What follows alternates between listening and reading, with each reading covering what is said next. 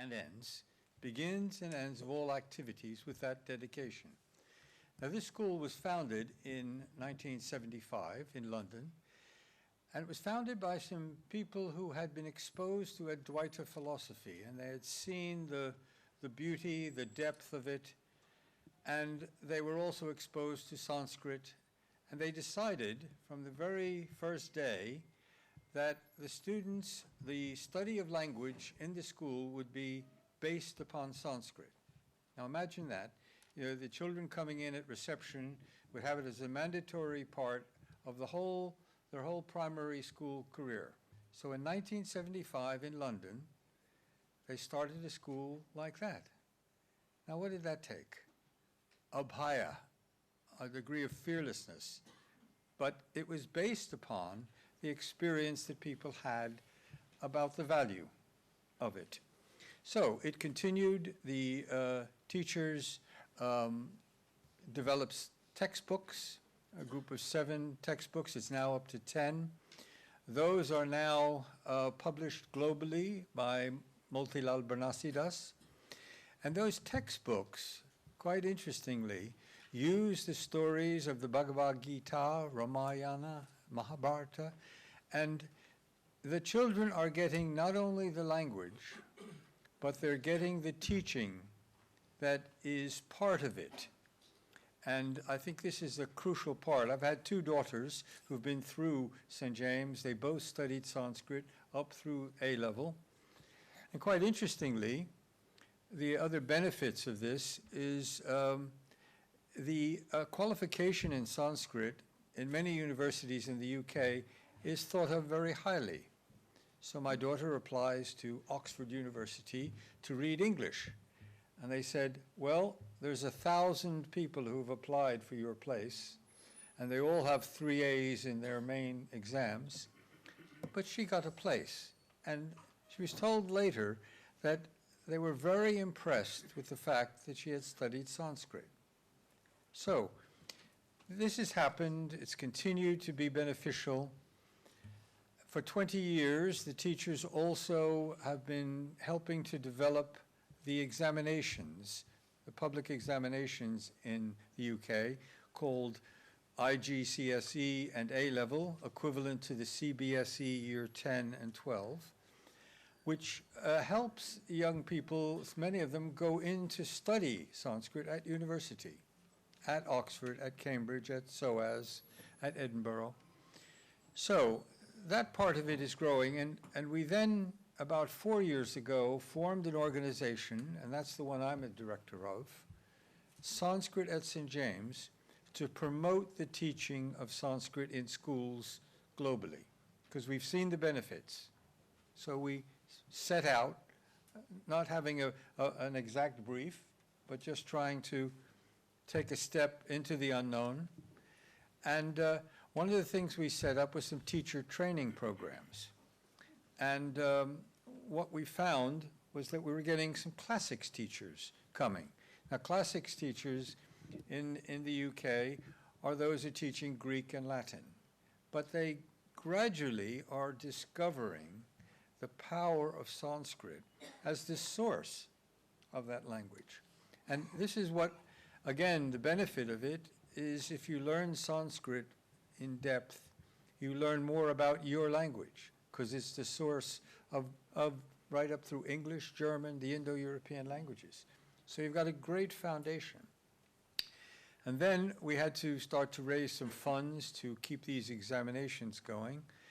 And we linked with the Indian Council for Cultural Relations. They've been very supportive of our efforts. And I had a meeting with the new Director General a couple of days ago. And what has been proposed is a conference on Sanskrit in London, a world conference, opened out, and try to get across the message that it's not just a language you're studying like French or German. There are these marvelous linguistic aspects, the grammar of Panini, the depth of it, but there's also the knowledge that has come through Sanskrit, through the Vedas, through all the teaching, through all the things you were speaking of. And then there is also the values, the timeless values that are included in a great teaching like the Bhagavad Gita.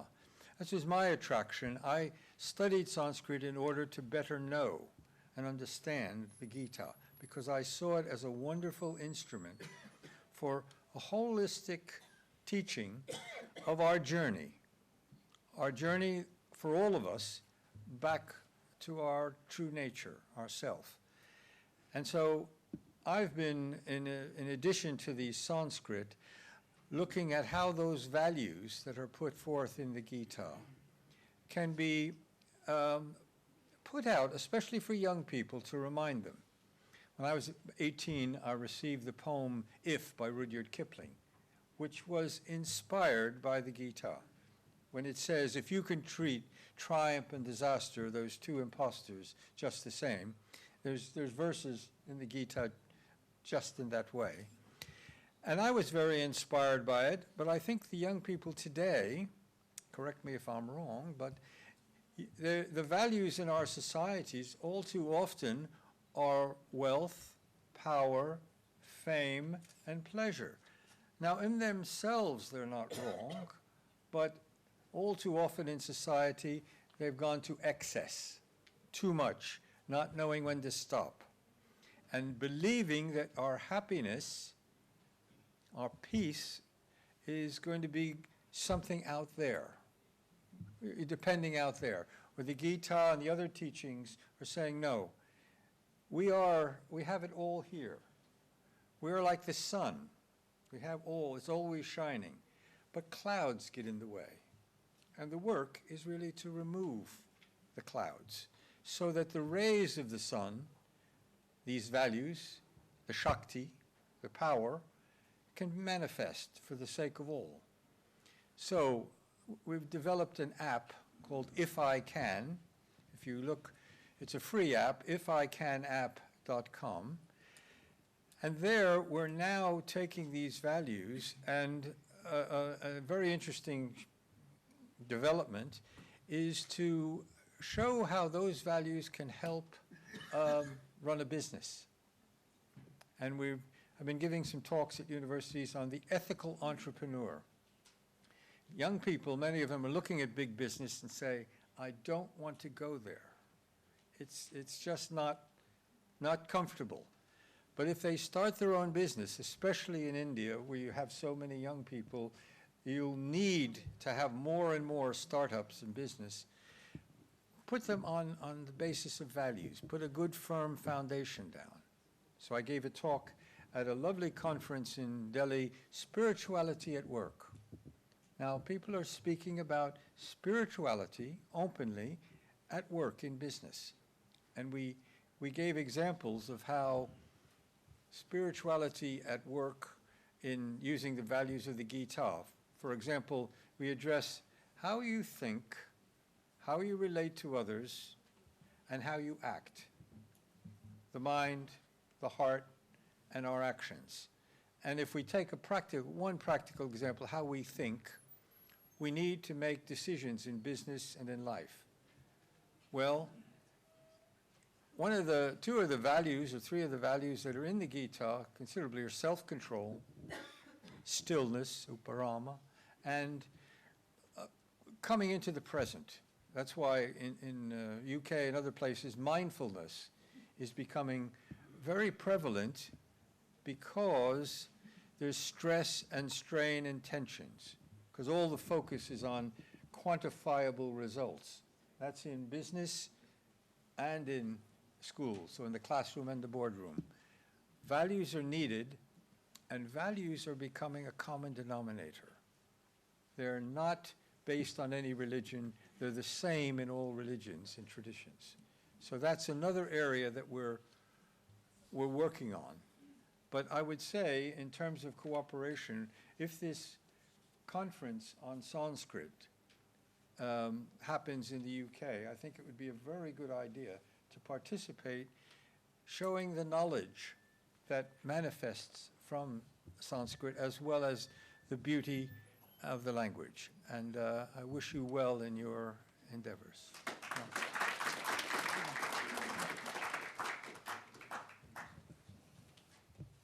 Thank you, Paul Morose, for giving your time and your nice speech here. And now I invite Dr. Carnold East, a scholar from Belgium, for his remarks.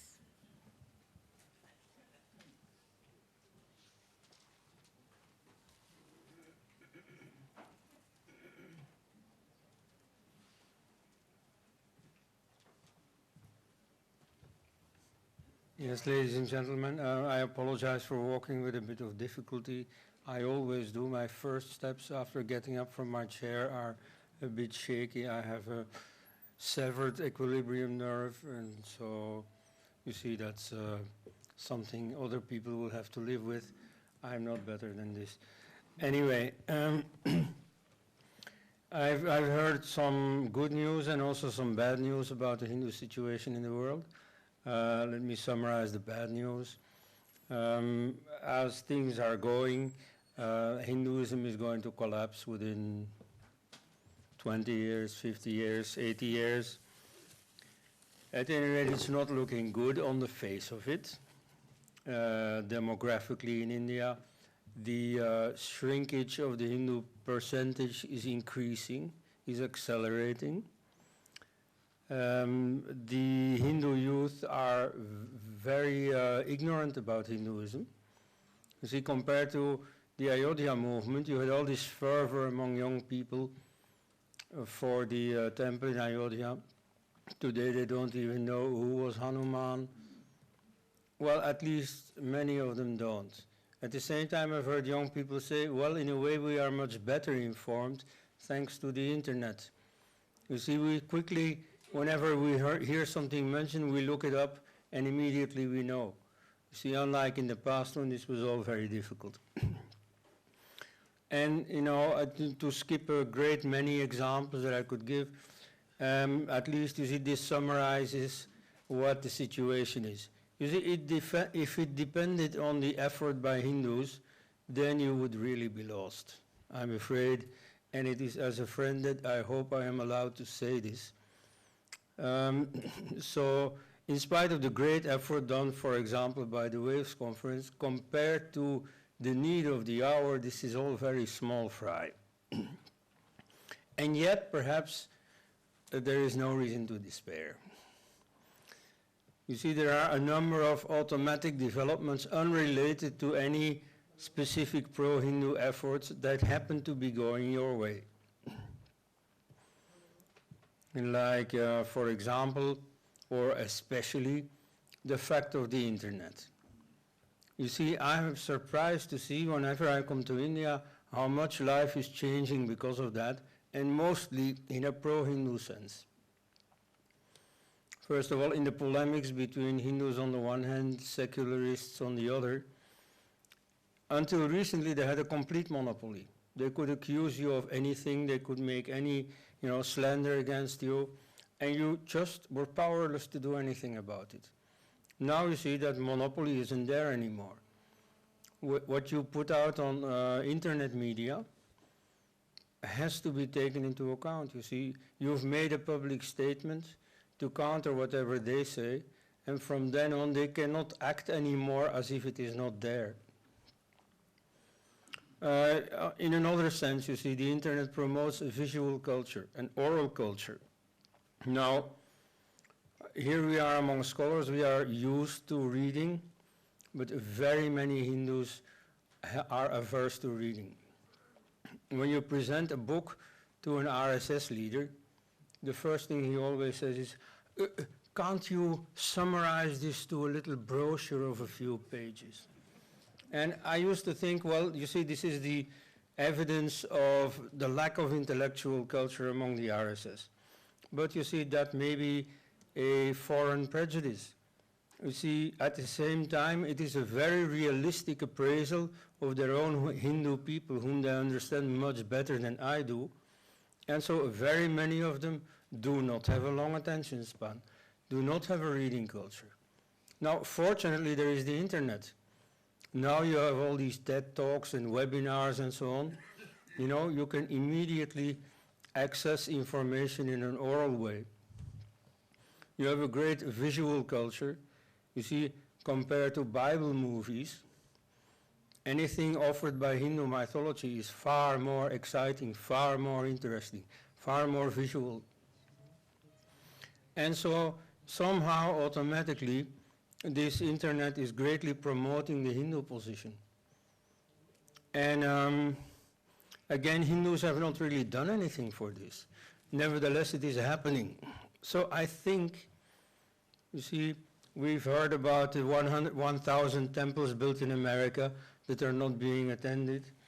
But nevertheless, perhaps all this money spent on temples rather than on social efforts are not wasted. Maybe it's because of these temples, maybe it's because of all these yajnas. I don't know what it is, but somehow these Hindu rituals, for the sake of clearing the atmosphere, of creating good vibrations, somehow seem to have an effect that in unexpected ways is favoring the Hindu position. And so for that reason, you see, trusting not so much our own effort, though I hesitate to say this because people might draw the lazy conclusion, oh, we don't have to do anything. But nevertheless, realistically speaking, I think that in spite of our own efforts, there are greater developments that have not been created by our efforts, but that somehow are very much in favor of the revival and the spread of Sanatana Dharma. Thank you.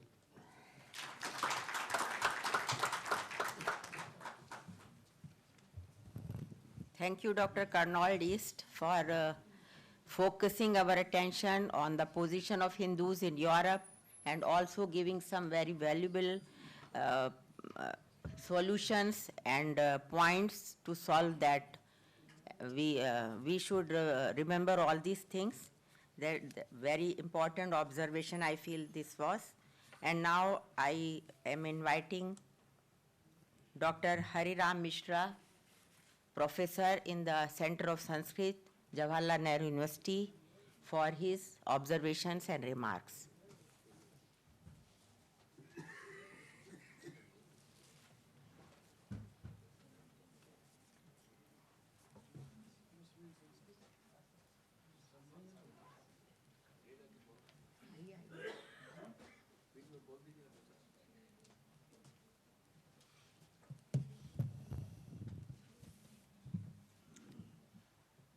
It is pleasure for me to be here in this August gathering. Although I did not attend the conference, why?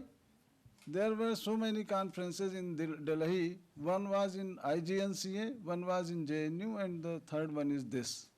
But my heart was here. This is first. Since I that can आप तीनों तरह से कह सकती हैं, first second third जब कहते हैं हम तो उसमें प्रोमिनेंस ज़्यादा होती है। पहले हम छोटे को लेते हैं, फिर थोड़ा जो गंभीर होता है, जो ज़्यादा गंभीर होता है उसको हम लास्ट में रखते हैं। That way it can be, क्योंकि रस थियरी में पहले भट्ट लोलट को रखा, फिर शंकु को रखा, फिर भट्ट नायक को रखा, अभिनव गुप्त की थियरी सबसे बाद में आई जो डोमिनेंट है, आज तक डोमिनेंट। मैं वेब से जुड़ा हुआ हूँ। मैंने अहम संस्कृतेन वक्ष्यामि यतो हि एतेषाम् आचार्याणां बलराम सिंह महोदयानाम् आग्रहः आसीत् यत् संस्कृते वक्तव्यं, यतो हि वैदिकं ज्ञानं संस्कृते वर्तते, संस्कृत माध्यमेनैव तस्य विकासः अभवत्, न केवलं भारते देशे अपि तु विश्वस्मिन् तस्य प्रचारः आसीत्। अहं वेब्स् इत्यस्य सम्मेलने त्रिनिदाद मध्ये आसन्। तत्र विचाराः आसन् कथं भारतीया संस्कृतिः विश्वस्मिन् प्रसरेत्, कथं च तया संस्कृत्या ये तत्र ग्रन्थाः भवन्ति, यस्तत्र आगमः अस्ति, यत्तत्र विज्ञानमस्ति, ज्ञानमस्ति, प्रज्ञा अस्ति, तन्माध्यमेन मानवतायाः कल्याणं कथं स्यादिति विमर्शस्तत्र आसीत्। विशेषतः आयुर्वेद क्षेत्रे, विज्ञान क्षेत्रे, साहित्यक्षेत्रे तत्र बहुधा जनसमवायः आसीत्। जनसमवायः इत्यस्य अर्थः बहूनां विदुषां तत्र समवायः आसीत्, महत् सम्मेलनं तत्र आसीत्। अत्रापि अस्ति, किन्तु तत्र अधिकः समवायः आसीत् इति मया वक्तुं शक्यते। वैदिकं ज्ञानम् अतीव प्रामाणिकं, तद्वशात् अस्माभिः अद्यापि तस्य ज्ञानस्य अनुसन्धानं क्रियते। कस्मात् अनुसन्धानं क्रियते इत्यत्र विचारणीयं भवति। यतोहि मानवानां तत्र स्वभावः अस्ति यत् ज्ञानं प्रति तेषां रुचिः स्वभावतः भवति। यदा कश्चित् जन्म लभते तदा तस्य मनसि बालकः, लघु बालकः चिन्तयति यत् किमिदमस्ति, किमिदमस्ति, पृच्छति सर्वान् यत् किमिदमस्ति, ये क्या है, ये क्या है, ये बालक जन्म लेते ही पूछने लगता है, क्योंकि उसको ज्ञान के प्रति लिप्सा होती है। ज्ञानं प्रति तस्य लिप्सा भवति स्वभावतः, बुद्धिस्तत्र भवति, बुद्धौ ज्ञानस्य स्पृहा भवति। वैदिका ऋषयः अपि सर्वादौ कुत इयं विशिष्टिः, वयं कुतः इति तेषां मनसि आसीत्। तत्सन्दर्भे तैः सृष्टेः यद्मूलं तस्य विकासः कृतः, तस्य विवेचनं कृतं। कुतः वयं, कुतश्च इयं विशिष्टिः, वयं च के, किमर्थं वयम् अत्र सङ्गताः इत्यादि तत्र सर्वं विमृष्टं वर्तते। अस्याः परम्परायाः विकासः अतीव विशालः अस्ति। कस्मात्, यतोहि अत्र प्रसूतं यत् ज्ञानं तत् त्यागमाध्यमेन प्राप्तं ज्ञानम् अस्ति। त्यागः कस्य? त्यागः सुखस्य, त्यागः वासनायाः। यतोहि ये ऋषयः आसन्, ये प्रत्यक्षीकृतमिदं ज्ञानं, तज्ज्ञानं साक्षात्कृतधर्माणः ऋषयो बभूवुः। ते असाक्षात्कृतधर्मभ्युपदेशेन मन्त्रान् सम्प्रादुः। मंत्रग्रहणाय एवं ग्रंथम समाम्नाशिषुर्वेदं च वेदांगानि च। ते कस्यचित् पदस्य कृते अभीप्सवः नासन्, ते धनस्य कृते अभीप्सवः नासन्। यद्यपि एवं नास्ति यत् कर्म क्रियते तद्वशेन सर्वं प्राप्यते। कुर्वन्नेवेह कर्माणि जिजीविषेच्छतं समाः इति उच्यते। तथा च कथ्यते कृतं मे दक्षिणे हस्ते जयो मे सव्याहितः। यदि कर्म क्रियते चेत् अवश्यमेव तत्र जयः भवति। अद्य इयं चर्चा क्रियते यद् वयं कुत्र तिष्ठामः। विशेषतः भारते देशे, अन्येषु वा देशेषु जनानां मनांसि न तथा संगच्छन्ते, जनाः तथा न विचारयन्ति यद् मानवतायाः कल्याणं कथं स्यात्। किं वेदानाम् आविर्भावः केवलं भारतीयानां कृते आसीत्? नहीं, विश्वस्य कृते आसीत्। अवलोकयन्तु, एक मंत्र माध्यमेन अहम् एतमर्थं प्रकाशयिष्यामि। मंत्रमस्ति ओम तच्चक्षुर्देवहितं पुरस्तात् शुक्रमुच्चरत पश्येम शरदः शतं जीवेम शरदः शतं शतगुं शृणुयाम शरदः शतं प्रब्रवाम शरदः शतमदीनाः स्याम शरदः शतात्। अस्य मंत्रस्य अर्थः क्रियते चेत् तत्र पश्येम शरदः शतं। कश्चित् कथयेत् पश्येम, वयं पश्येम, we must see 100 years। We इत्यस्य कः अर्थः? संस्कृते अहं त्वं सच इत्येवं सः इत्यस्य अर्थः अन्यः यः कश्चिदपि संसारे अस्ति सः तत्पदवाच्यः। तत्शब्द से हम संसार के किसी भी प्राणी का कथन कर सकते हैं। त्वं से जो हमारे सामने है उसका कथन कर सकते हैं, अहम से अपना कर सकते हैं। अस्मिन् मंत्रे अहमिति पदम वयमिति पदम उपात्तं कर्तृत्वेन। कर्तृपदम अस्ति वयं, पश्येम इति क्रियापदम। अत्र विचार्यते चेत् वयमिति पदेन सर्वेषां ग्रहणम्।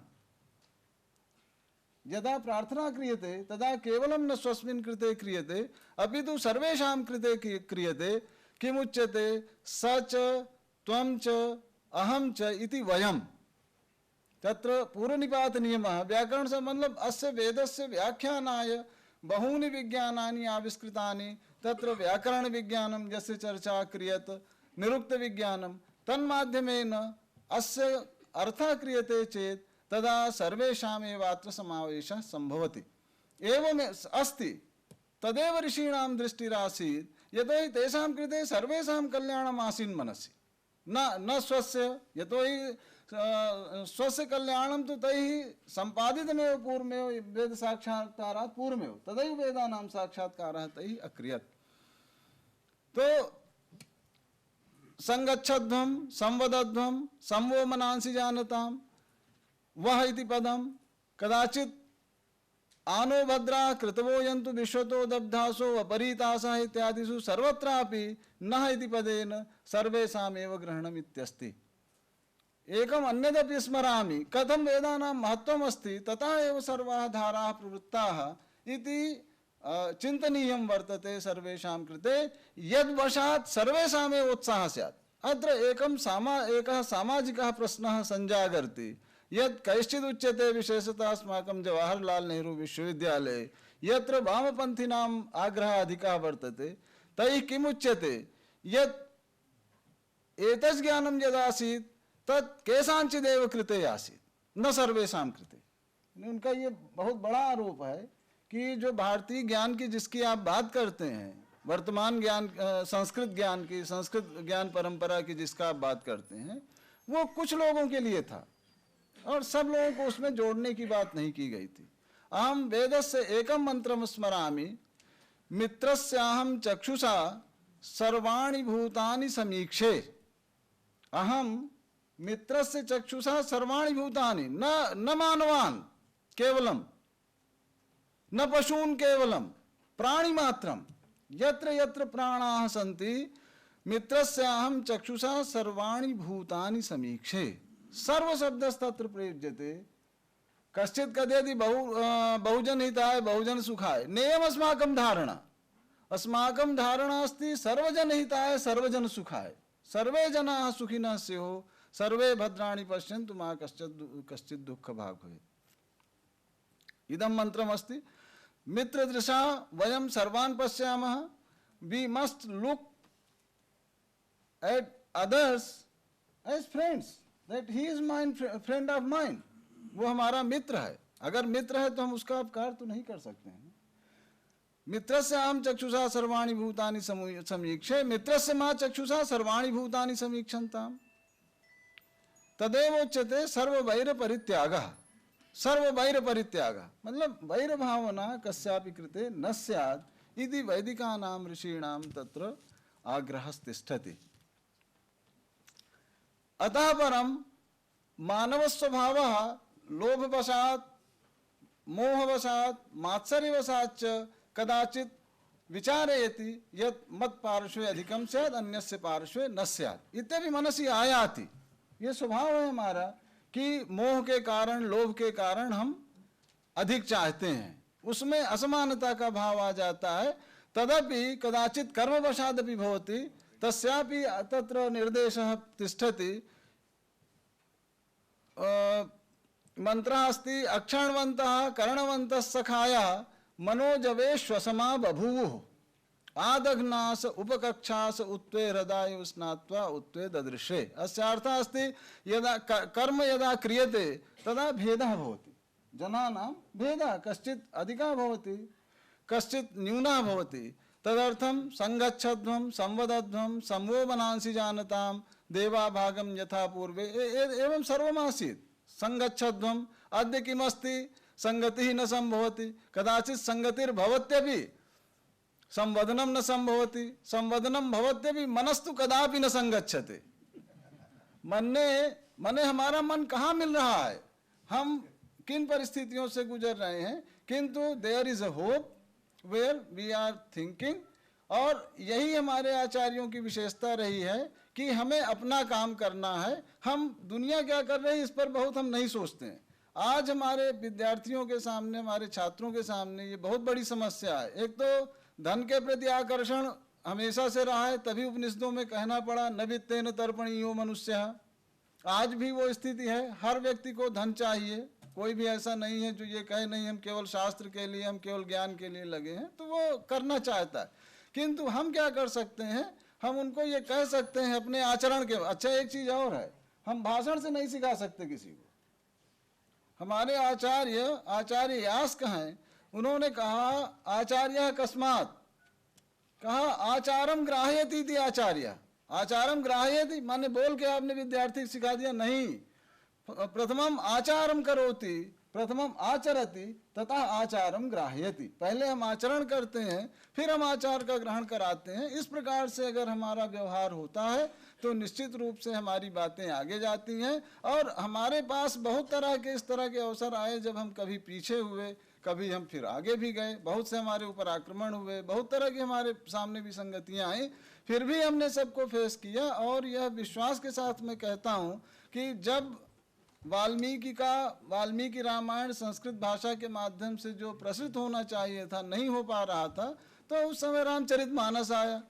एक समय हमने देखा है हर घर में रामचरितमानस पढ़ा जाता था। गांव में ऐसा कोई घर नहीं था जहां रामचरितमानस नहीं था। आज हम सिनेमा के माध्यम से, किसी भी माध्यम से हम उन चीज़ों से परिचित हो रहे हैं और आज भी अच्छे आचरण की ओर उन्मुख हो रहे हैं। ये होप है, हम कर्म करेंगे तो निश्चित रूप से आगे बढ़ेंगे। इतना कह करके मैं अपना विराम।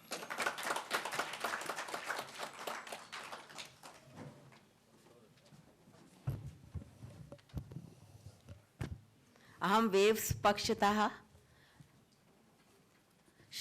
डॉक्टर हरिराम मिश्र महोदयानां कृते भूरिशः धन्यवादः व्याज्ञापयामि.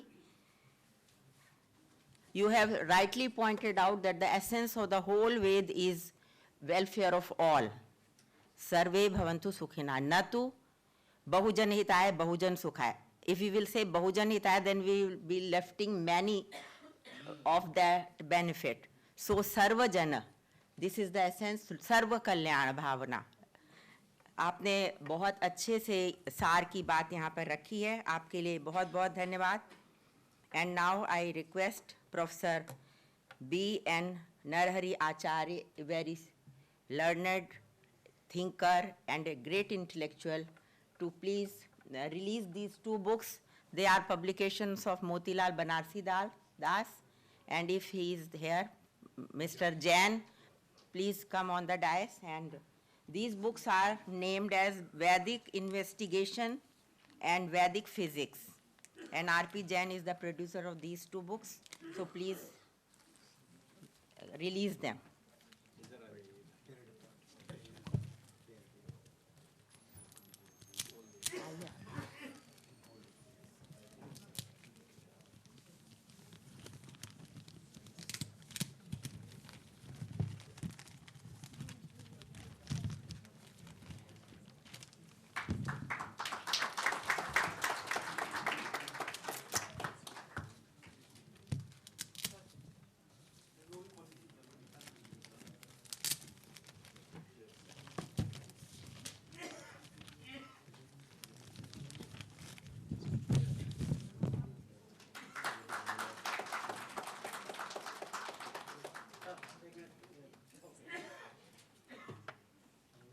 Thank you, Professor Acharya, and thank you, Dr. Jain, R.P. Jain sir.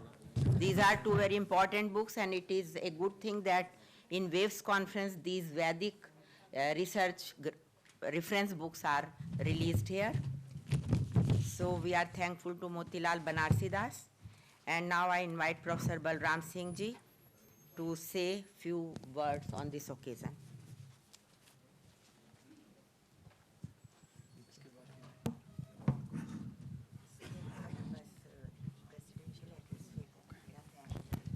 Thank you, Professor Tiwari, Sasi Tiwari ji. I am so grateful that we are coming to the ends. Here I like to say a few words. I've been speaking about my own views, but I do want to say something about the WAVES, his mission, and something about the conference, and something what I've been learning and what we might like to do in the future.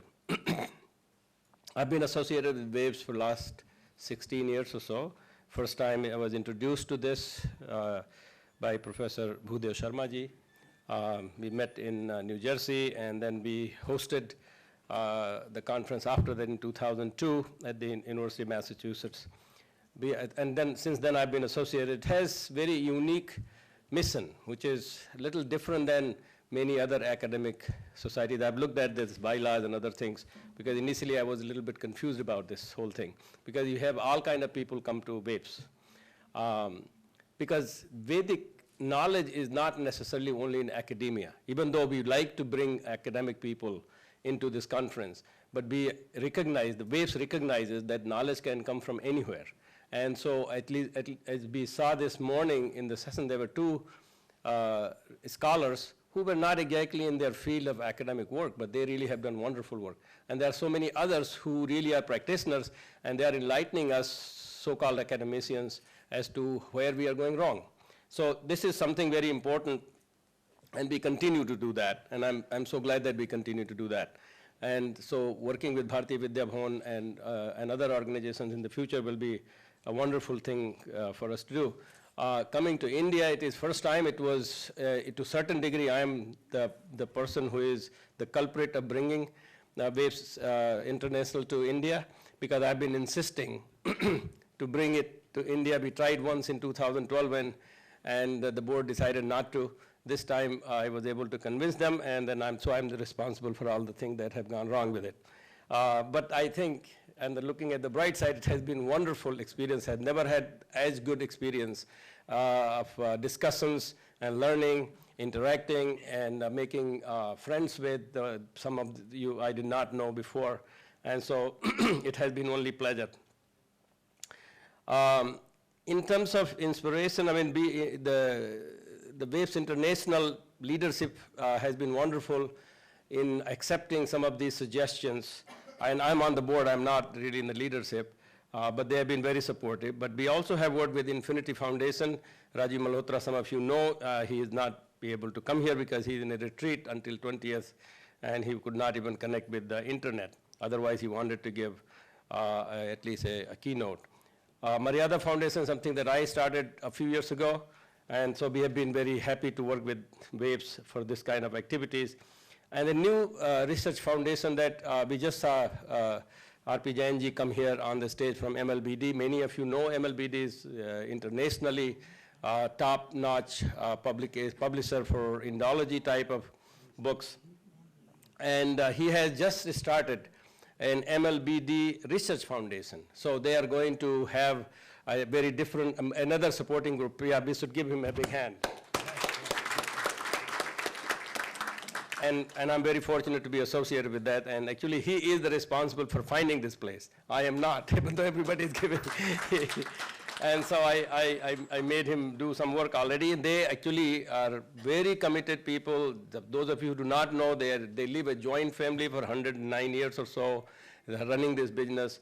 It is inspiration to me because my family also is a joint family. And of course, we are not as enlightened as these people are, but I at least getting some learning from that. So they have started a book series based on stories, which is going to be based on many of the Vedic knowledge and Vedic stories and Puranas, and that they want to write in English so that other people can also learn. And I think we should help them in that process. We should get involved and help them. They also have planned to, the foundation, MLBD Research Foundation, plans to have some conclaves, which will be a little different than the conference. And so if some of you may have ideas, please chat with him. Now I want to come back and talk a little bit about the, excuse me, science and Veda, which really basically means the same thing. If I ask Jeffrey, he will tell me exactly it means the same thing. Science means knowledge, and Veda also means knowledge. Although they come from different perspectives, which is very important to know, and which is why we have this, the scientific aspects of Veda, as if there is a non-scientific aspect of Veda also, which basically means material science we try to talk about when we say science today. But the scientific is different than just science. Scientific approach is very rational approach, which I think Vedic knowledge is very scientific. It may not be exactly science, but I know I've been hearing this dichotomy that some of us are saying that it matches with science, so it's great. I'm afraid of that because what if science goes wrong someday and then we have to say Vedas were wrong too. And the other one is that science has nothing to do with Vedas, and we are completely different. I somehow think that It's like, when you have a small baby infant, you talk to an infant talk, you just talk like a baby. And slowly you bring them up to, and then where you have conversation with them as they grow up. So I think Veda is more like a mature knowledge, and science is in infant stages. So we make mistakes, but I think we can learn a lot, just like we learn from our parents. I also think, strategically speaking, science has become a language today. It's well accepted language of knowledge. I'm not talking about English or Sanskrit. And it also acts as a weapon. People use science sometimes against some of the practices that you may have. And so you have to develop that weapon also. So you have the scientific aspect of Vedic knowledge is important weapon that you need to have, because you're going to face them. And if you're going to face them, then you better know them.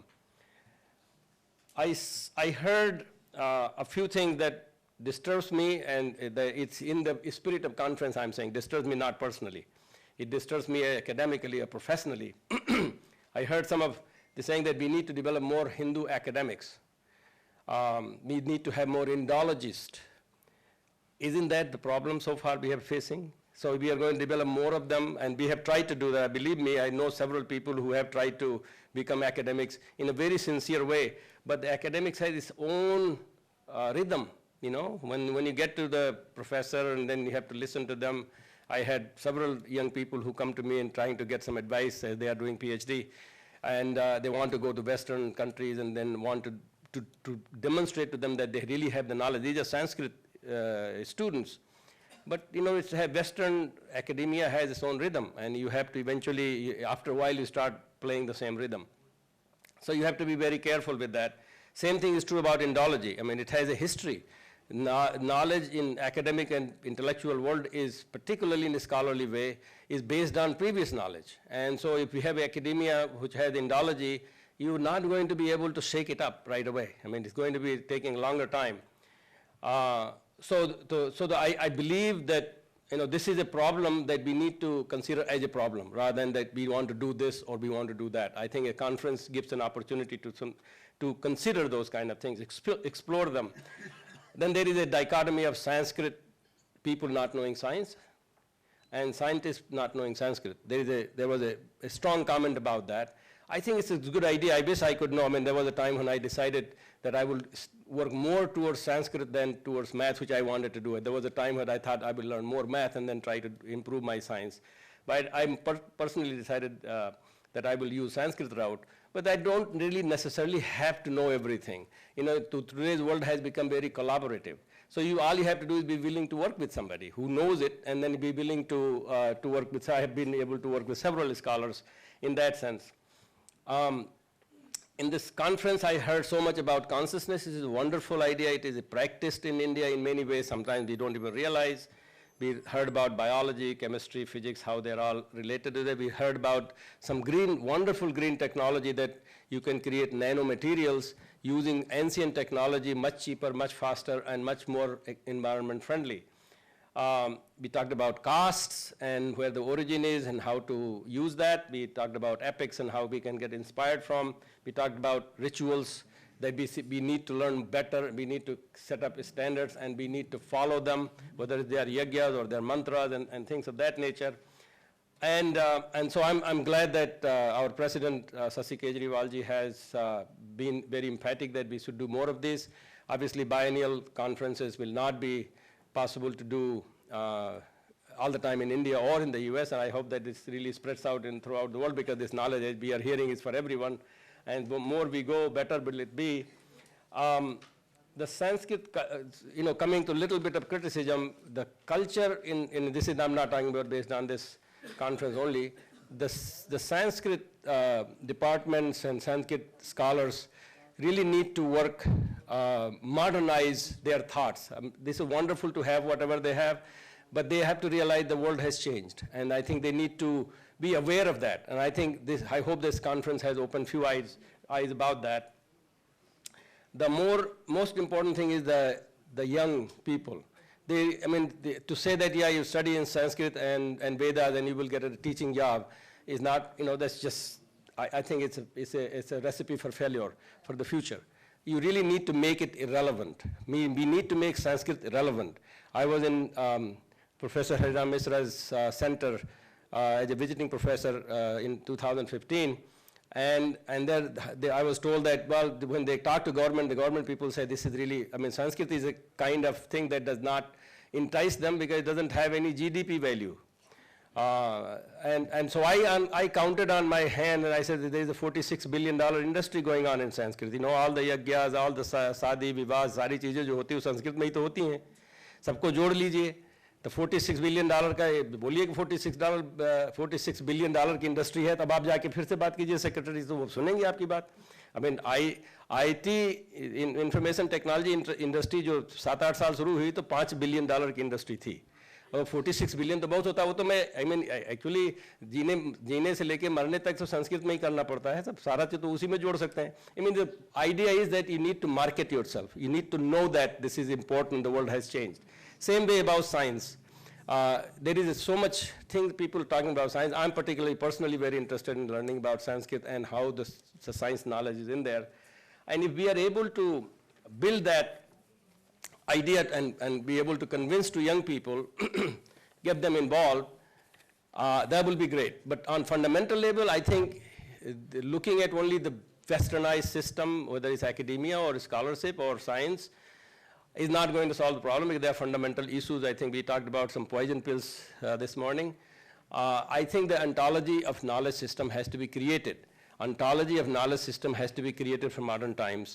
And this has to be raised to the level what we have at the Western system. Then only you can question them. And I'm glad that there are Bharati Vidya Bhavan people are interested in that. Many other scholars are interested. Then we would like to work with them, hopefully, in such a way that there is an indigenous perspective on the knowledge creation. Both epistemology and the ontology needs to be developed, and it needs to be marketed, in my opinion, again, as an integrated system, not isolated system, not in the silos, because that's not what Vedas say. So you have to create a system that is relevant to that, that is in consonance with that.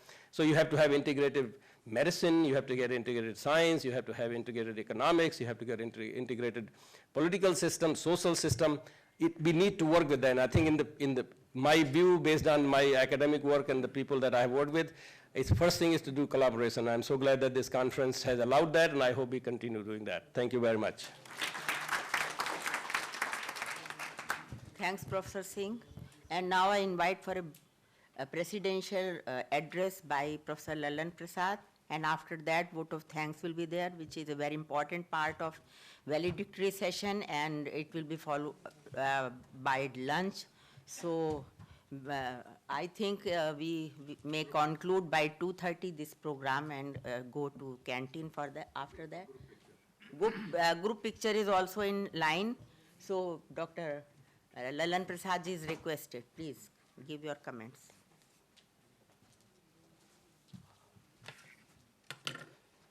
Thank you, Dr. Shashi Tiwari ji. I have been asked to be very brief, so and also because the lunch time is there, and I will not take much time. But friends, we are honored by the distinguished scholars who have come from different parts of the world, and these 4 days have been wonderful. The deliberations which have gone into will go a long way in developing the literature which is badly needed in this country and abroad to present Vedic knowledge in its true perspective. We have amongst us Professor Bhudev Sharma, the founder of Waves, and you all know that he has been doing relentless efforts to educate people worldwide, I should say, about the misconceptions which have been there about our Vedic knowledge. And a lot of literature which have flown into West, if you look seriously upon them, these have been prejudiced because of their own social and value systems, also because we have been under their control, their rule, and so much of the things which have been written, they have been against India and its literature, its past glory and so on and so forth. There have been very few books like Last Discoveries or Wonderful That India Was and things of that nature. A good deal of criticism has been going on into West for a very long time. But now the time has come when I think the West is also realizing that there is something great about India. And one thing which have happened last year, as you know, yoga has been recognized by United Nations. And now it's a worldwide movement. So India is coming in a new way in the world order. And for the last 60 years, some of the things which we have lost, we are trying to revive it. In fact, if I say that India has overtaken Bharat, it will not be wrong. Whatever glory the past has, this was not told to our students in India. The system of education here has been such which have been continuing what British government has evolved, what Macaulay gave to this country and so on. And over and above, what happened, that our constitution declared India as a secular state. But this secularism was misused by our politicians and used as a tool for their bank vote. With the result that 80% population, its feelings, its sentiments, its emotions, its attachments with past have been challenged by 20% people. And a good deal of effort has been made to wipe out some of the things which have been done in past by our rishis, munis, our great emperors, and so on and so forth. But sir, I can assure you that we are now in a process to revive it and to put India into its true perspective. There are a few issues which have emerged in course of discussion in this session, and I would just like to make a few remarks over that. The one has been the problem of the new generation, that it doesn't look upon the things as the old generation has been looking upon. Well, there are, in the history we find, it has always been happening, a generation gap is always there. How to make the coming generation to understand what you feel and what is true perspective, it's not easy. Particularly in a globalized economy where the situation has become quite difficult. Joint family system in India, for instance, have been a great institution for thousands of years. And it has also been a place for the education of the young generation. I remember my mother, for instance, she was not literate, but she could tell me a lot of stories from Ramayana, Mahabharata, from epics and from our old scriptures and so on. And she has been so educating that I don't consider her less than any teacher. And I'm sure this must have been with most of you in your family, your elders, your elder brothers, your father, your grandfather, your relatives, and so on and so forth. Rituals and traditions which have been built over years, over thousands of years, they are still there with us. Even today, you have a saptapadi in the marriage. Whether you understand its meaning or not, but you are performing it. So, there are traditions, there are rituals, there are customs in this country which have survived thousands of years because of the type of family system and also because of the type of education which was there in the past and the social structure which this country had in the past. And I'm sure, although things have gone wrong in our middle ages of the history and even after independence for the last 50, 60 years, but we are in a process of revival. And the young generation has to be told, it has to be educated in a way that it becomes, there is a love, there is attraction created for their culture in their minds.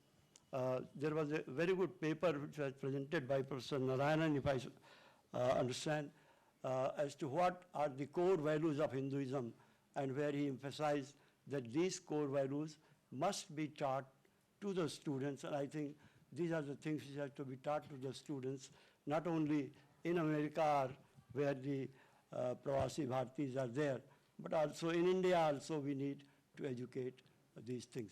But what good thing, as Professor Sharma has just mentioned, that even though people may not have Ramayana in their house, but internet, through pictures, through films, through other things, through television, there is a lot of exposure of Indian culture today. And this is of great educational value. And the young generation is coming to understand what exactly Hinduism has been. Then there have been some of the issues raised about, for instance, Professor Conrad said that he expressed some of the some pessimism about Hinduism and said that it may die or something like that. But let me assure you, sir, that Hinduism has not been, it couldn't be destroyed even after thousands of attacks which took place from different corners of the world. Even though India was enslaved for about 1,000 years, but Hinduism survived, or what you call Sanatan Dharma survived. It's real Sanatan Dharma. That is something which is eternal, which is there given by our Vedas. So when they say, our rishis said, Sarve Bhavantu Sukhina, or when they said, Vasudhaiva Kutumbakam, or when they said, Sangachadvam, Sambhadadvam, like these things, they meant it. And India lived to those values. And India will live to those values, and there is no question of Sanatan Dharma being wiped out by any force in the world. This I can assure you. We are very glad to listen to Professor Pal and the efforts which he is making in England to educate children and through Sanskrit, and the type of pioneering work that he is doing now in the West to popularize Sanskrit. And as he has said, and as we all know, that Sanskrit is the mother language of all languages in this world. And teaching of Sanskrit, unfortunately, has not been given that prominence in this country, which is there because of Sanskrit. Because our entire root, or the cultural roots lie in the Sanskrit language and Sanskrit literature. But it has been ignored all through last 60 years or so. And I hope the new government, and we will pray that the government does it, that make Sanskrit compulsory for all children in India, so that they get better insight of what India has been. Then there has been issue raised about the waves and working of the wave, and I must say that we are here because of Professor Bhudev Sharma. And I must say,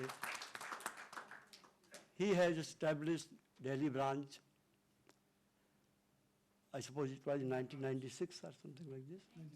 Yes. He has started WAVES, World Association of Vedic Studies, United States. Professor Balram Singh, Professor Shah, Kejriwal ji, and all these people who are working there. And the type of effort they have been doing, we must appreciate that people who are not in India, people who has gone from here, served United States and other countries in the world. In fact, they started something which we should have done. They gave us inspiration. And therefore, I must give my appreciation from your side and have a big clapping for those people who did this job in India. Well, friends, a lot of paid work has gone for this conference. Professor Dr. Ashok Pradhan has given us immense help. Because of courtesy of Vidya, we are sitting here. Dr. Shashi Tiwari had done tremendous job, and in spite of many arts which I have been observing and which you might also have seen, she made this conference a great success. And it was said in the inaugural session that it's a unique conference. And after these 4 days, I feel, yes, it has been a unique conference. I have attended some of the international congresses organized by WAVES, and also almost all the conferences which WAVE has organized in Delhi. But I think the response we got this time from young scholars have been tremendous. They have put in very good papers. And the type of research which I now find, which is going on in Indian universities in Sanskrit, this is going to be a landmark for our future and going to help the new generation to understand Sanskrit in a better way, and also the Vedic literature in a much better way. Well, I am reminded of a slok which my teacher of Sanskrit used to tell me, that is, Ajra Marvat Pragyo Vidya Martha Chinte Grihite Yukeshesu Mritunam Dharmam Chare. So, we are all here to learn. And we are here to learn for the whole life. Because there is no end to learning. Conferences of this nature provide us opportunity to learn, to interact with people who are much more knowledgeable than us. And this conference has proved it. I'm also reminded of saying of Kautilya, because I have been a student of economics and I have tried to study the great philosopher and economist of the world. While writing Arthashastra, he said, at many places he quoted, Brihaspati said like this, Shukracharya said like this, Yagyavalkya said like this. But if Kautilya didn't agree, then he says, I say like this, and then he gives argument. He gives logic and prove it why he doesn't say or why he doesn't agree with Brihaspati or Shukracharya or Yagyavalkya. This is a tradition of this country. Shastrarth, for instance, is a tradition of this country. You all know the story of Yagyavalkya. You all know the story of Mandan Mishra and Adi Shankaracharya and others. How the things have been deliberated in past, and the cream had come out of those deliberations, which have made this culture great. So, at the end, friends, I must thank you all for your cooperation and being here with us in the wave and making this conference a great success. Thank you.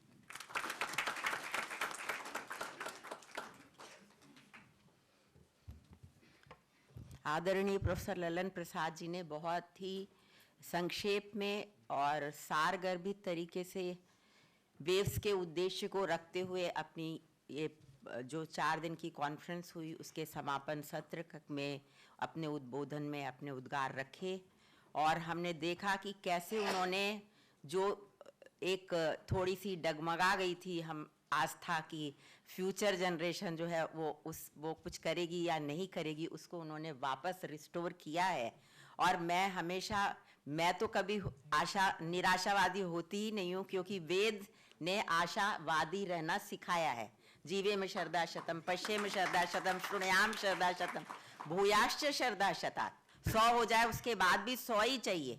तो ये जो आशावाद है, ये एक आशा की लहर आपने जगाई, और जैसा कि वो हरिराम मिश्रा जी कह के गए थे, सर्वभूत, तो यही तो दो एसेंस हैं वेद के, और हमने इस गोष्ठी और सम्मेलन में यही सीखा, welfare of all, this is the essence of the whole universe, and the second is we should never get our hope lost.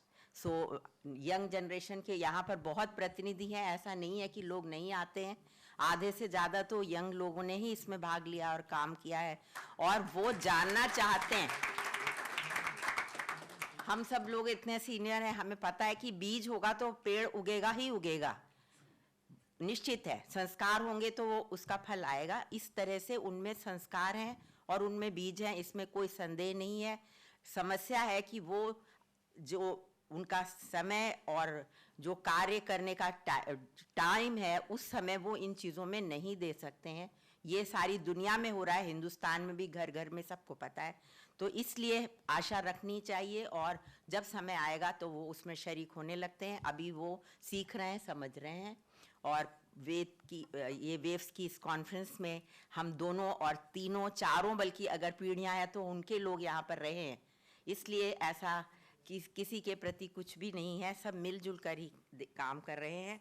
और इसमें जो ये समापन सत्र होता है, उसमें हम हमेशा ही आप लोगों की जो इंटरनेशनल कॉन्फ्रेंस है उसमें मैंने देखा है कि ऑडियंस से थोड़े रिमार्क्स भी इंक्लूड किए जाते हैं।